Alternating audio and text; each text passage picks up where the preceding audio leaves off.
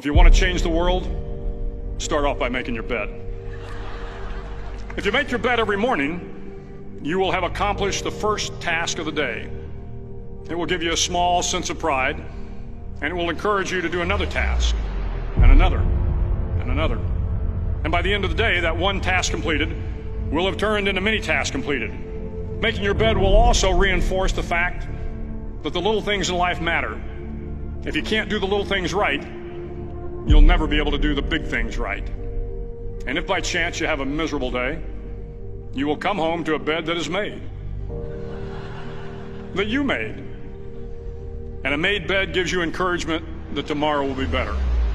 To pass SEAL training, there are a series of long swims that must be completed. One is the night swim. Before the swim, the instructors joyfully brief the students on all the species of sharks that inhabit the waters off San Clemente. They assure you, however, that no student has ever been eaten by a shark, at least not that they can remember. But you are also taught that if a shark begins to circle your position, stand your ground. Do not swim away. Do not act afraid. And if the shark, hungry for a midnight snack, darts towards you, then summons up all your strength and punch him in the snout, and he will turn and swim away. There are a lot of sharks in the world. If you hope to complete the swim, you will have to deal with them. So if you want to change the world, don't back down from the sharks. Over a few weeks of difficult training, my SEAL class, which started with 150 men, was down to just 42.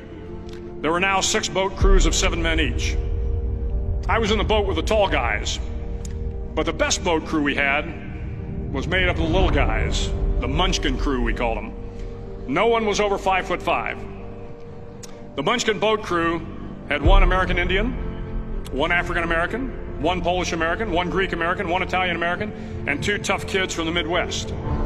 They out-paddled, outran, and outswam all the other boat crews. The big men in the other boat crews would always make good-natured fun of the tiny little flippers the Munchkins put on their tiny little feet prior to every swim. But somehow these little guys from every corner of the nation and the world always had the last laugh, swimming faster than everyone and reaching the shore long before the rest of us. SEAL training was a great equalizer.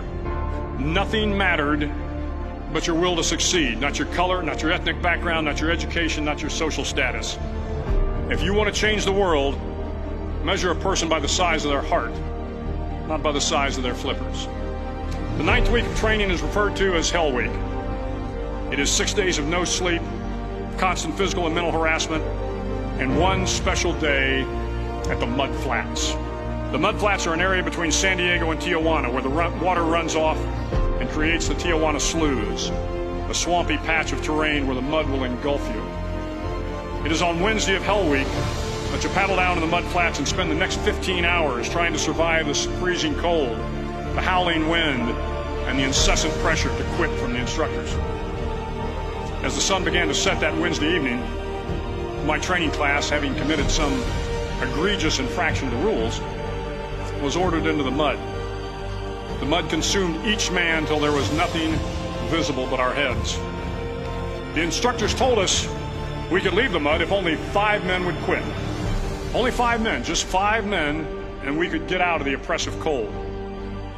Looking around the mud flat, it was apparent that some students were about to give up. It was still over 8 hours till the sun came up. 8 more hours of bone-chilling cold. The chattering teeth and the shivering moans of the trainees were so loud, it was hard to hear anything. And then one voice began to echo through the night. One voice raised in song. The song was terribly out of tune, but sung with great enthusiasm. One voice became 2, and 2 became 3, and before long, everyone in the class was singing. The instructors threatened us with more time in the mud if we kept up the singing, but the singing persisted, and somehow the mud seemed a little warmer, and the wind a little tamer, and the dawn not so far away.